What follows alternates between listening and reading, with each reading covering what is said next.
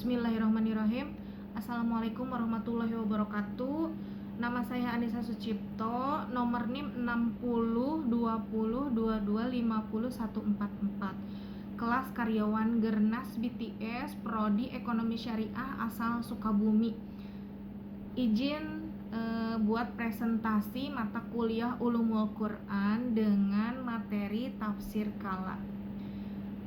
Saya di sini akan menjelaskan tentang latar belakang Al-Quran dulu, karena Al-Quran memiliki gaya bahasa yang unik, kaya makna dan penuh dengan unsur retorika yang kuat. Salah satu unsur yang menjadi perhatian ahli tafsir dan bahan adalah penggunaan kata kala.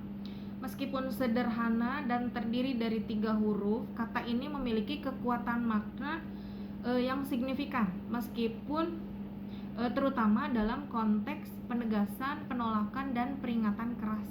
Karena itu, memahami hakikat dan fungsi kala sangat penting dalam pembacaan dan penafsiran ayat-ayat Al-Quran, khususnya surat Makkiyah yang banyak memuat perdebatan teologis dan moral. Di sini saya akan menjelaskan definisi kata kala. Kala bukan termasuk huruf-huruf yang umum digunakan dalam percakapan Arab klasik seperti sebelum Al-Quran, melainkan gaya retorika yang diintensifkan dalam Al-Quran. Dalam literatur nahwu, kala digolongkan sebagai 1. Harf al-arad atau huruf penolak. 2. Harf al-zazar, huruf peringatan atau teguran keras. Yang 3. Harf al-bayan atau huruf penjelas atau penguat. Makna dasar menurut ulama bahasa Al-Farra ini, kala digunakan untuk menolak atau membatalkan pemahaman sebelumnya. Sibawai bermakna zazir atau peringatan keras. Az-Zamakhsyari bentuk penguatan retorika dalam uslub Makkiyah. Kata kala muncul 33 kali dalam Al-Quran, terutama dalam surat Makkiyah, tema hari kiamat, teguran kepada orang kafir, penolakan terhadap klaim manusia. Surah yang paling banyak memuat kala yaitu Al-Mutaffifin, Al-A'la, Al-Qiyamah, At-Takatsur. Klasifikasi makna kala menurut para musafir itu, para ulama mengelompokkan fungsi kala menjadi 3 kategori utama, yaitu kala sebagai penolakan. Maknanya sekali-kali tidak, sama sekali tidak demikian, itu tidak benar.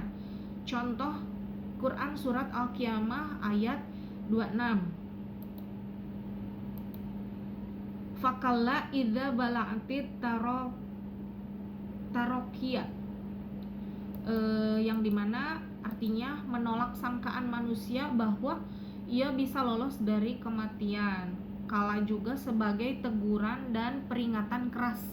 Maknanya, ingatlah, berhentilah, awas. Contohnya dalam Quran surat Al-Qiyamah ayat 20, yaitu kala bal tujibu nala'ajilah, yaitu teguran keras karena manusia mencintai dunia secara berlebihan. Kala juga sebagai penegasan dan penguatan. Maknanya sungguh benar-benar ketahuilah. Contohnya di Quran surat At-Takatsur ayat 3, yaitu kala saufa ta'lamun, artinya penegasan ancaman tentang azab. Tafsir At-Tabari memandang kala terutama sebagai kata penolak terhadap perkataan orang kafir dan sebagai teguran keras. Beliau menafsirkan bahwa kala menunjukkan betapa salahnya manusia dalam memahami dunia dan akhirat. Tafsir Ibnu Katsir sering mengartikan kala sebagai sekali-kali tidak demikian, dengan penekanan pada batilnya keyakinan orang yang musyrik, dan sebagai ancaman terhadap orang yang lalai. Tafsir Al-Qurtubi mengakui adanya 3 fungsi kala, yaitu rod atau penolakan, zazir peringatan, tahqiq atau penegasan. Beliau memberikan banyak contoh retorika kala dalam surat Makkiyah. Tafsir Az-Zamakhsyari Al-Kasyaf menekankan aspek balighah retorika. Menurutnya kala adalah perangkat untuk menghasilkan efek kejut, shock effect dalam ayat-ayat tentang kematian, kiamat, dan sikap manusia. Tafsir kontemporer Al-Maraghi menjelaskan bahwa kala memperbaiki pemahaman yang salah dan mengingatkan manusia terhadap realitas akhirat. Asyadi menegaskan kala sebagai pemutus klaim-klaim batil manusia bahwa mereka tidak akan diadili.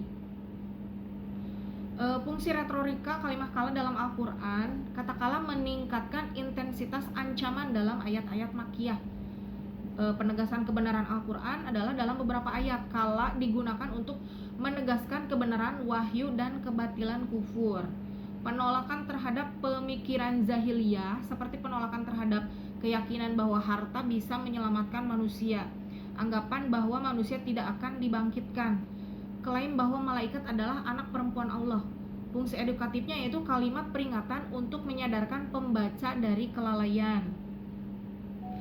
Pembahasan contoh ayat secara mendalam contohnya di Quran surat Al-Alaq ayat 6 dan 7 ya. Yaitu kala inal insana layat agho. Teguran terhadap manusia yang melampaui batas ketika merasa cukup. Terus di contoh kedua Quran surat At-Takatsur ayat 3-4 yaitu kalla saufa ta'lamun, ancaman dan penguatan makna. Contoh ketiga Quran surat Al-Fajr ayat 17-19 yaitu kalla bala taqrimunal yatim, penolakan dan kritik sosial terhadap perilaku orang kaya Quraisy. Jadi untuk kesimpulannya yaitu kata kala merupakan elemen retorika penting dalam Al-Quran yang memiliki makna kompleks dan mendalam. Ia bukan sekedar kata penolakan tetapi juga peringatan, penegasan, dan koreksi pemahaman.